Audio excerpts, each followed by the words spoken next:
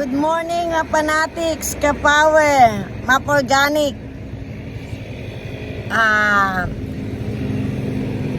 Asan kaya kami ngayon? Nasa Canton Road pa eh. Yun ang alam ko eh. Ni-road trip po namin ngayon ang Innova. Papuntang ILOCOS sa Bigan. Convoy po kami ng isang sasakyan. Ang nangyari po, kami dapat nauna, sila convoy. Ngayon kami naiwan, sila nauna. Hindi na namin alam kung nasaan sila at hindi rin namin alam kung nasaan kami. So, abangan nyo po ang gagawin naming trip. One of the most popular tourist spots in the Philippines, Ilocos Sur, known for its beautiful Spanish architecture, natural sightseeing, and especially their vegan empanada. Compared sa mga empanada sa Pilipinas, katulad mga ibang sahog na chicken, beef, giniling, potatoes, carrots, ang vegan empanada traditionally is made out of papaya, shredded papaya, and then a raw egg and other spices, and sometimes even fish paste. Pero dito, nung pumunta kami sa plaza, may nahanap kami mga stalls na nagbebenta ng authentic vegan empanada made out of cabbage and raw egg instead, as mga kung ano ng spices. So, napakasarap niya talaga, and it's definitely a very big recommendation if you ever go to Ilocos. Ito nga kami, kinakain namin sa McDonald's. So, napakasulit siya because it really does represent the area with its softness of the egg and the crunchiness of the breading. So sa amin, it feels like it's a really good experience if you actually want to taste it and try out what it's like.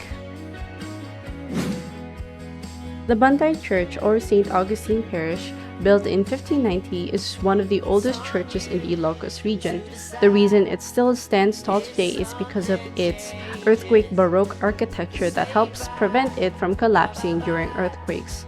Sadly, the same can't be said towards the Bantay Tower, which recently collapsed in July 27, 2022. Kaya we're very lucky na nakapunta kami talaga sa tower, na libot namin, na-explore namin yung tower mismo, yung surrounding area, and na-enjoy namin talaga. The tower itself is an integral part of Philippine history due to its purpose in the Ilocos region during World War I and II. Now it's just a local tourist spot which is enjoyed and appreciated by many architectural students. Ilan taon? 400 years old. Ba't mas matibay pa ito sa mga ginagawa ng gobyerno natin? Yeah, because you see how they stack The bricks? the bricks. In consideration, this is preserved well, so limitado lang yung umakyat din. So they did a good job at preserving the actual, Yeah, Tara, akit na tayo. but you know the original is not like this. Some of this is These are new bricks. yeah. They just putting the new bricks right now. Baka para maayos. Yeah. It's okay. Tara, akit. At the top, you can see these beautifully crafted bells that are over 400 years old, and at this view, you can see the whole of the vegan city and the province of Abra, which is why this tower was chosen as a watchtower for the area due to its specific location.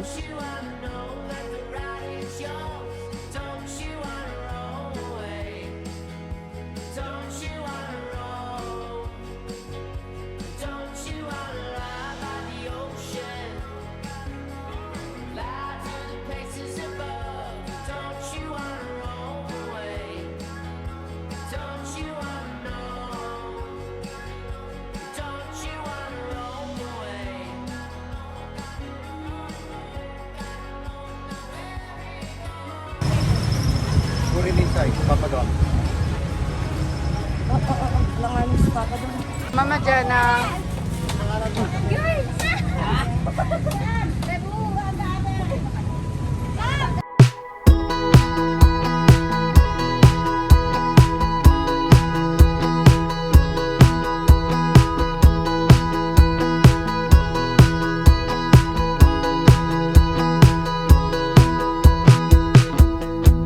All the things I think about when I think about you.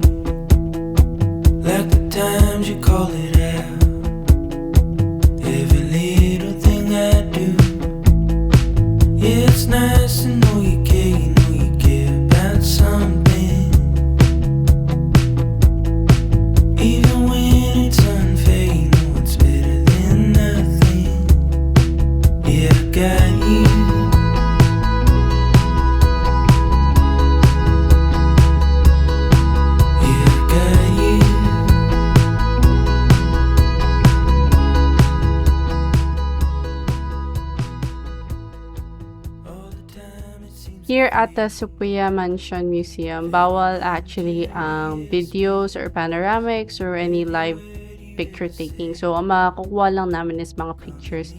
So, it's actually a museum na dedicated para sa previous president na sa Elpidio Quirano. I'm not sure if that's the right way to present it. So before you enter, the beginning is actually a jail because this used to house a lot of inmates before, and the whole house was that. Afterwards, mapapasukan mo yung basil making process. So basil is a traditional Filipino wine made out of sugar canes, and in order to give it aromatics, a lot of people use different types of herbs here. So these actually illustrated the beautiful jugs, ornamentals, mga tubo na ginawang mga parang baso to go ng mga locals dun sa Vigan. It also illustrated a lot of the jewelry that they made from the local materials, the quilting that they made that described their basic lives. So you can actually see a lot of it there. They even illustrate certain paintings and pictures. But the main attraction actually for this is the Quirano Museum. So this will show his offices, his staffs, and his shoes, and other of his important materials that were part of the culture there in the Vigan area.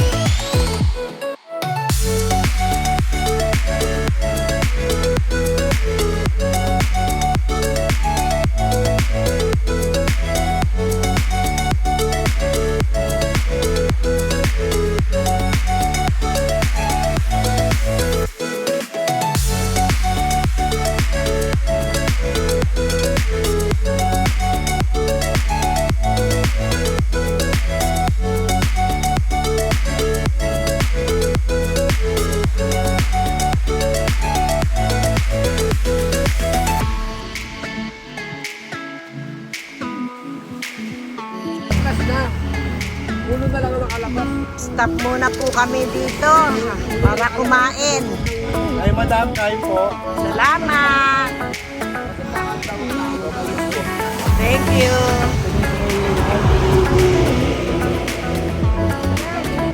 Ang ganda po ng view, no? Ayan po, oh. Nakakuha kami ng magandang stopover para makapahinga.